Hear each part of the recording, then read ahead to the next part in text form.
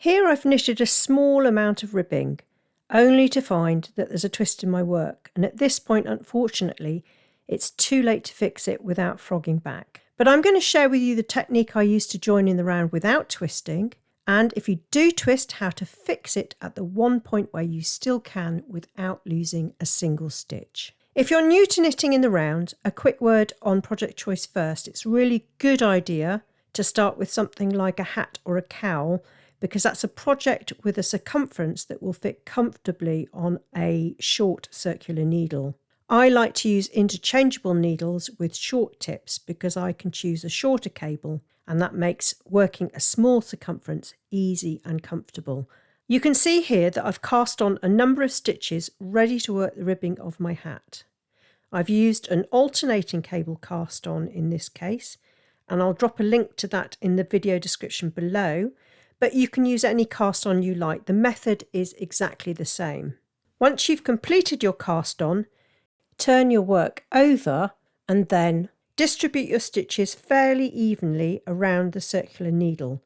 You'll need to load up a few stitches towards the tip of your left needle so you can easily knit them, and have a bit of a spacing on your right needle so that you can have somewhere to accept the new stitches.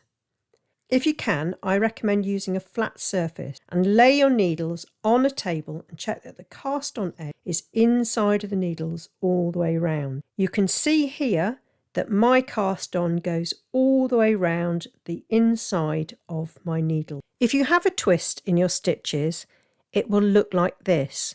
Initially, the cast on edge will be on the inside of your needle, but you'll reach a point where that cast on edge goes over the top of your needle or underneath your needle and then over the top, so that there's a twist in your knitting. And it can twist in either direction. It could go over the top and underneath your needle, or underneath and then over the top. But that's a twist in your knitting, and you need to remove that at this stage. And you can do that by just manoeuvring your cast on edge to the inside of the needle and gently working that twist to the very tip of your needle until it disappears. And then you'll have your work ready to join in the round with no twist in it. So then you're ready to join in the round, and I'm going to zoom in for this part so you can clearly see what I'm doing. So I've got my stitches close to the tips of my needles and my yarn at the back. And all we need to do is work that first stitch. Some people like to insert a stitch marker here to mark the beginning of the round, but I find it a little easier to add one as I start round 2. You may also have seen methods that involve swapping stitches between needles or knitting 2 stitches together to join in the round, but I prefer to join simply by knitting the first stitch, because it leaves you the option to fix a twist at the end of round 1 without frogging. And again, more on that in a moment. So to work the first stitch, you simply work into it. In my case, I'm doing knit 1, purl 1 ribbing, so it's a knit stitch. And when you've completed that stitch, give the yarn a good tug to tighten it down and close any gap at the join. Then I'm going to purl the next stitch, and again I'm going to snug that yarn down nice and tightly.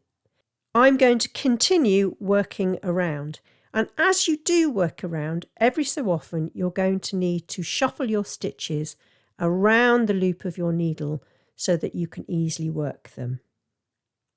So I'm going to carry on, and I'm going to meet you towards the end of my first round. So I've knitted to the last 2 stitches of my round, and I'm going to work them now.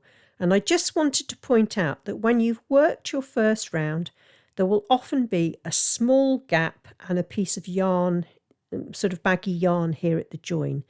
Don't worry about this, it's perfectly normal. As long as you snugged your yarn when you work your first 2 stitches, this extra yarn here will soon settle back into place as you work further up in your ribbing. Because it's just yarn that's been pulled from neighbouring stitches, and it'll even itself out, and I'll show you that again at the end. So round 1 is complete, and now is the perfect time to check for any twists that snuck in while you weren't looking. Lay your work flat again and check that the cast on edge is on the inside of your needles all the way around. You can see here that my cast on edge goes on the inside all the way around to the tips of my needles, so I can be sure it's not twisted. If you laid your work flat and check before you join, it's unlikely that you've got a twist at this point, but check it anyway, because with the best will in the world, we all make mistakes, and I have done this many times. So if you have twisted your work, this is how it will look. Just as before, the cast on edge should go all around the inside of your needles. And if it goes over or under the needle, rather than sitting on the inside, then it's formed a twist. And just as when we first cast on, you do exactly the same process. Gently work this twist towards the tip of your needle by pushing your cast onto the inside edge of your needle as you go. And once you reach the tip, you can simply duck the needle under or over the piece of yarn that joins your cast on, and that'll depend on the direction of your twist. And that will remove your twist completely. Because we join simply by knitting the first stitch, there's only a single strand of yarn at the join, and so if we need to undo a twist, it'll just simply vanish without affecting the look of our cast on edge. You will notice that once you've untwisted your knitting, the working yarn is now in the wrong position, and all you need to do is pass your yarn through the loop of your needle in the correct direction, so it's back behind your work ready to knit. So just pop your ball of yarn through your needle.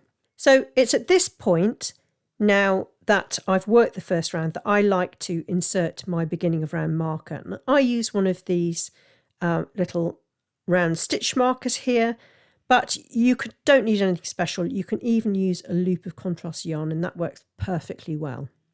And some people prefer it. So I've now worked several more rounds of my ribbing, and I want to show you what the join looks like from the outside. You can see now that it's really not very visible. That loop of yarn that seems stretched out at the beginning has completely disappeared. It's sort of relaxed back into the stitches it came from. So that gap has settled back into the fabric. Even so, whatever cast on you're using, you're going to be left with a very small gap as you go between the rounds. But all you need to do is to take the yarn tail and use it to bridge that little gap between the first and the last stitch of the round and sort of blend it into whatever cast on you're using. So here you can see my two samples, my version on the right that has no twists and the cast on edge and knitting is sitting nicely within the needle, and on the left here we have our twist that's going to see us frogging our work. So I hope these tips and tricks have really helped you. I'd love to hear about it in the comments, especially if you managed to rescue a twist at the end of round one. And if you have your own approach to joining in the round, please do share it below. There are more step-by-step tutorials on the channel if you'd like to keep going. Happy knitting!